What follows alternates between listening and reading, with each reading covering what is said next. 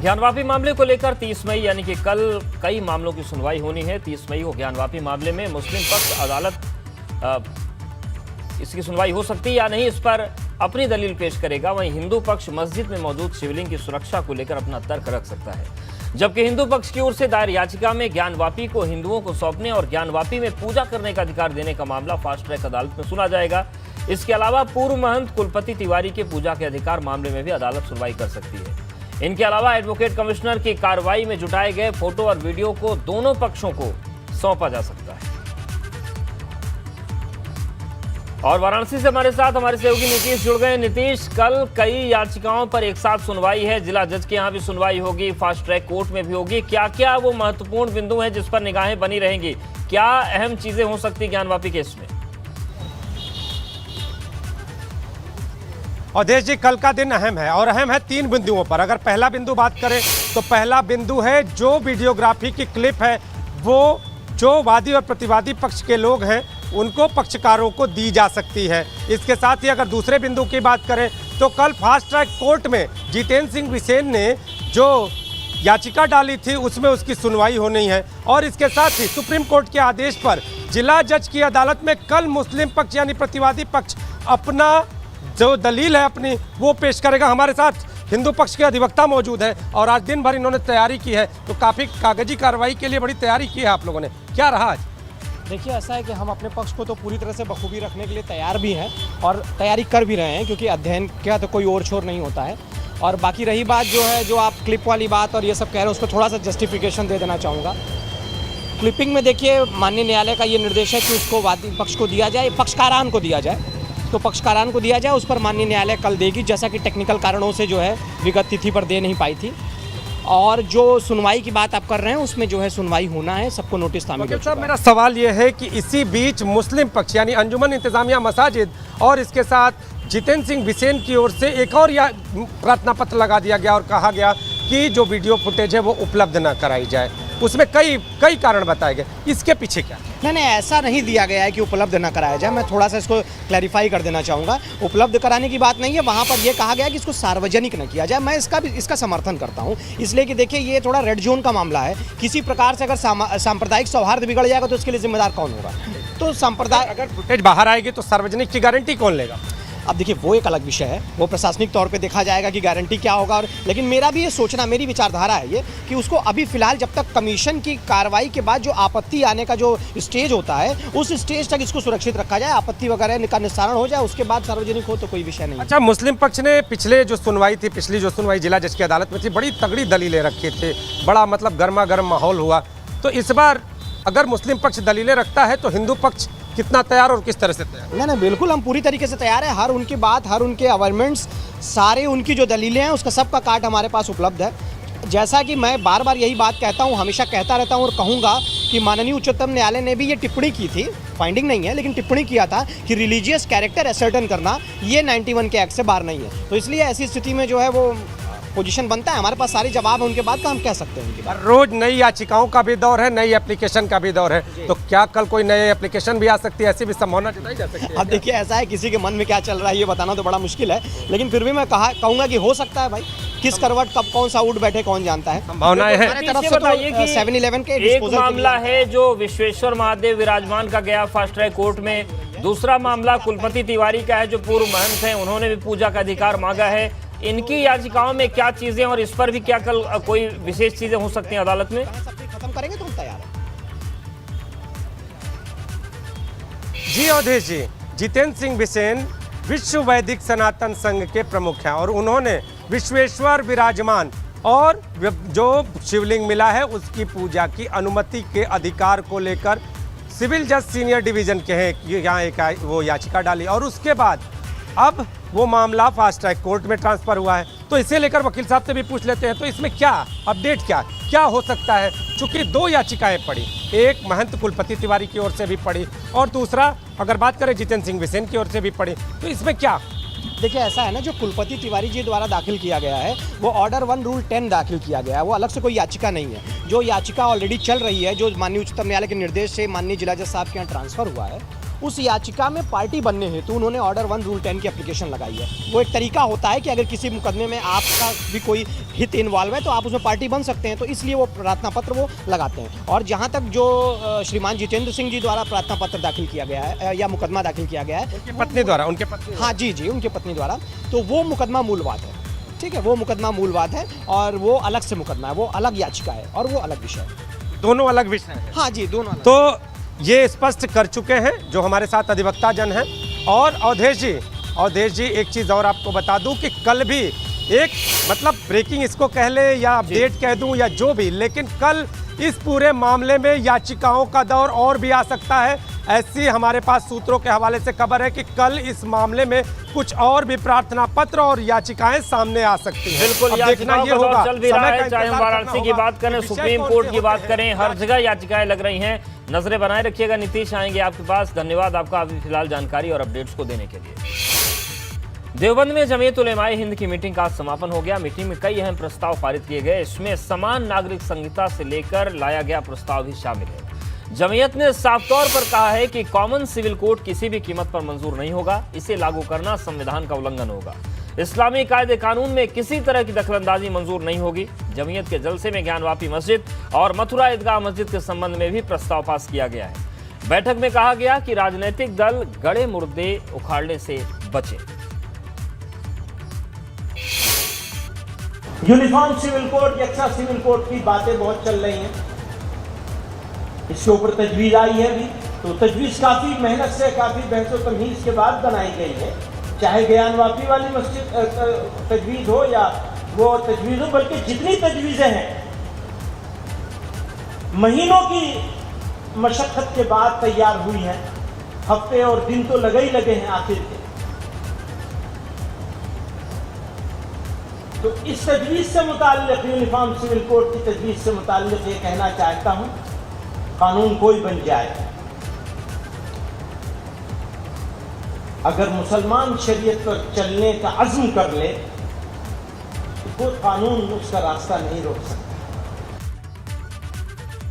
और चलिए सीधे रुक कर लेते हैं सहारनपुर का। हमारे सहयोगी सनुज जुड़ गए हैं। सनुज, जिस तरीके से ये 2 दिन की बैठक हुई, सम्मेलन हुआ, इसमें प्रस्ताव पास किया गया, सबसे महत्वपूर्ण जो विरोध जताया गया वो ज्ञानवापी का मसला था ही, कॉमन सिविल कोड को लेकर भी जताया गया है।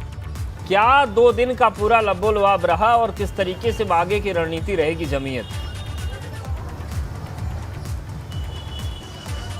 हाँ, देखिए, जमीयत उलेमाए हिंद का जो देवबंद में 2 दिन तक अधिवेशन चला, तमाम मुद्दों पर तय है और तमाम बड़े पहलुओं पर कहीं ना कहीं चर्चा हुई। एक तरफ सांप्रदायिक सौहार्द को और मजबूत करने की, हिंदू मुस्लिम एकता को और मजबूत करने की बात हुई, लेकिन कहीं ना कहीं कुछ ऐसी तलखियां जरूर दिखी कि जो बात लोगों को चुभ सकती हैं, चाहे कल की बात रही हो, चाहे आज की बात रही हो। और सबसे ज्यादा यदि ये तलखी थी तो कॉमन सिविल कोड को लेकर थी।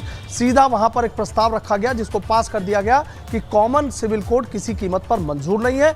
कॉमन सिविल कोड लाकर जो हुकूमत है वो कहीं ना कहीं उनके साथ कुछ परेशानियां खड़ी कर सकती है और मुस्लिम पर्सनल लॉ को खत्म करने की हुकूमत एक साजिश कर रही है और इसीलिए कॉमन सिविल कोड को लाया जा रहा है। तमाम वक्ता वहां पर थे। ज्ञानव्यापी की बात हो या तमाम और मुद्दों की बात हो, उन पर ज्यादा गहमा गहमी नहीं, लेकिन हाँ, कॉमन सिविल कोड को लेकर सभी एक राय नजर आए कि शरीयत में कोई भी किसी तरह की दखलंदाजी बर्दाश्त नहीं की जाएगी। हम मौलाना महमूद मदनी साहब की बात कर लेते हैं। उन्होंने भी सीधा कहा कि कानून कोई भी बन जाए, लेकिन यदि मुसलमान शरीयत का अज़्म पूरी तरीके से करेंगे तो कोई कानून उन्हें नहीं रोक सकता। यानी इशारों में उन्होंने बहुत सारी ऐसी बातें कह दी कि जो लोगों को चुभ सकती हैं। कई बातें जरूर उन्होंने इस तरह की कही है कि हम इस मुल्क के हैं, हम इस मुल्क से बाहर कहीं नहीं जाएंगे, और जो लोग हमसे कह रहे हैं कहीं चले जाएं तो उन्हें जहां जाना है वो वहां जा सकते हैं।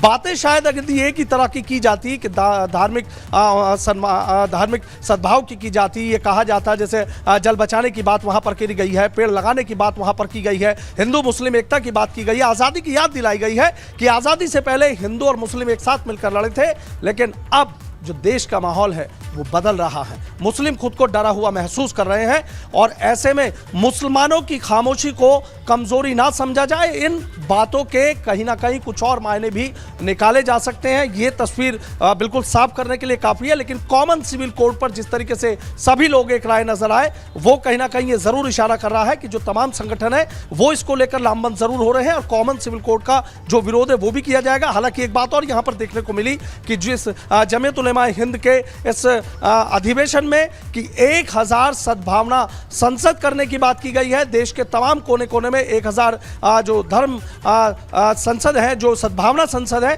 माफ कीजिएगा, सद्भावना संसद करने का निर्णय लिया गया है। उसमें तमाम एकताओं की बात की जाएगी, लेकिन जिस तरीके से कई उलेमा थे वो सीधे कहीं ना कहीं इस तरह की बातें जरूर कर रहे थे, जिनमें बयानों में भी तलखी थी, उनकी बातों में भी तलखी थी और आगे की जो वो एक रणनीति बना रहे हैं उस पर भी कहीं ना कहीं साफ इशारा कर रहे थे कि कॉमन सिविल कोड पर कोई भी किसी तरह का जो बदलाव है उन्हें किसी कीमत पर मंजूर नहीं होगा। जी बिल्कुल। और अगर हम सनुज बात करें, ये कॉमन सिविल कोड की बात रही, इसके अलावा जिस तरीके से कल 2 सेशन चले, आज भी सेशन हुए, जो लोग आए थे उनको क्या रिजोल्यूशन भेजा गया है, अब उनकी जिम्मेदारी क्या होगी? क्या वो बैठकर सुनने के लिए आए थे या वो भी जमीनी स्तर पर जाकर कुछ जागरण का काम करेंगे?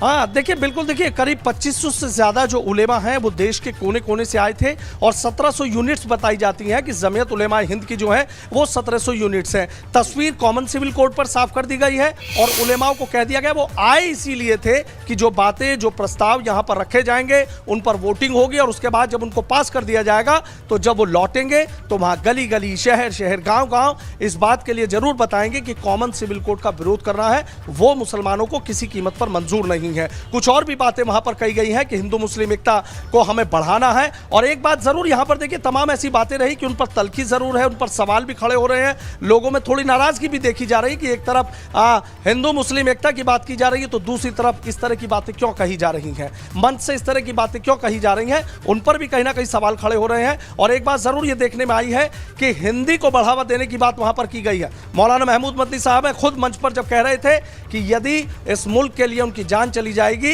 तो वो कहीं ना कहीं अपने को सौभाग्यशाली मानेंगे। और जब ये सौभाग्यशाली उन्होंने बोला तो कहा कि अभी कहा गया है कि हिंदी को बढ़ावा देना है, तो शुरुआत मैं कर देता हूं। हिंदी और उर्दू को बहने बहने बताया गया है कि कई बार ऐसा देखा गया, उन्होंने सीधा हमसे जब बात की, एबीपी गंगा से सीधी बात की तो सीधा कहा था कि कई बार ऐसा होता है कि आप लोग आए हैं और जब हम उर्दू पर बात कर रहे हैं तो शायद उर्दू को आप पूरी तरीके से जानते नहीं हैं, हिंदी कुछ लोग ऐसे हैं कि वो बोल नहीं सकते हैं, तो हिंदी और उर्दू के बीच जो दूरियां हैं उनको भी घटाना होगा, जो दिलों में दूरियां हैं उनको भी घटाना होगा। लेकिन कहीं ना कहीं जो तलखी मंचों से की गई है, जो तलखी मंचों से दिखाई गई है कि हमारा जो कल की अगर बात कर लेता हूं, देखिए सीधा कहा गया था कि हमारी हिंदुओं से कोई लड़ाई नहीं है, हमारी हुकूमत से लड़ाई है। इन शब्दों के क्या मायने हैं शायद बताने की जरूरत नहीं है।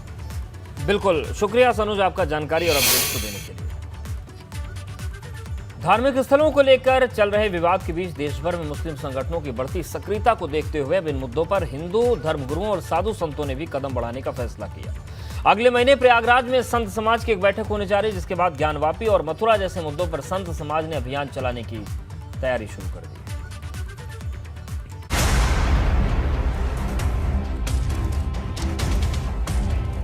ज्ञानवापी और मथुरा जैसे मुद्दों पर सहारनपुर में जमीयत उलेमा हिंद के 2 दिवसीय सम्मेलन के बाद अब इन्हीं तमाम मुद्दों पर साधु संतों और धर्म गुरुओं ने लामबंद होने की तैयारी शुरू कर दी है। काशी और मथुरा के मंदिर मस्जिद विवाद के मुद्दे पर संतों की सबसे बड़ी संस्था अखिल भारतीय अखाड़ा परिषद जल्द ही एक बड़ी बैठक करने वाली है।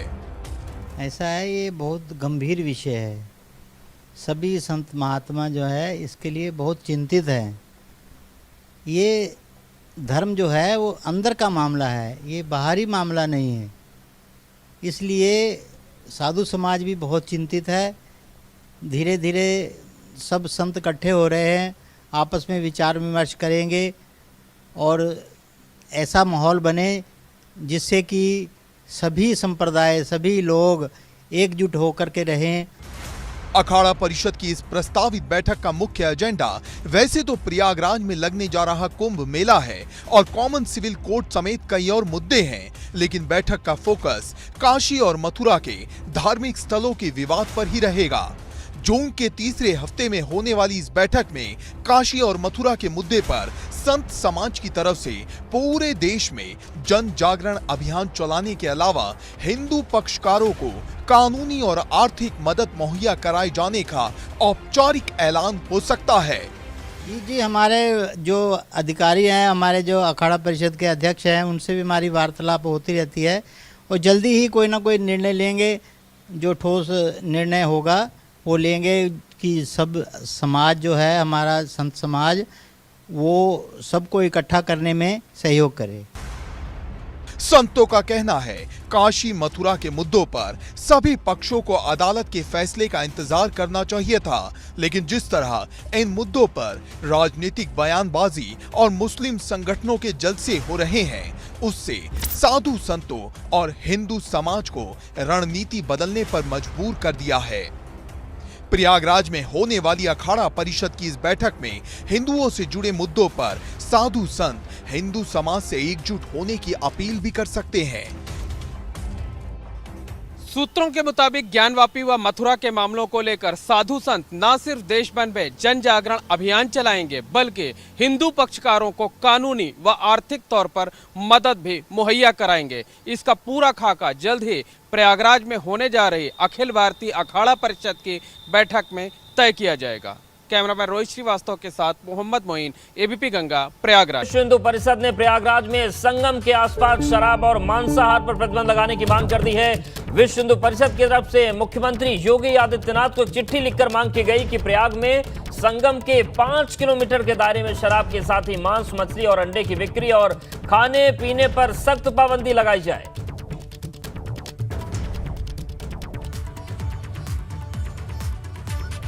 और इस बुलेटिन में फिलहाल इतना है।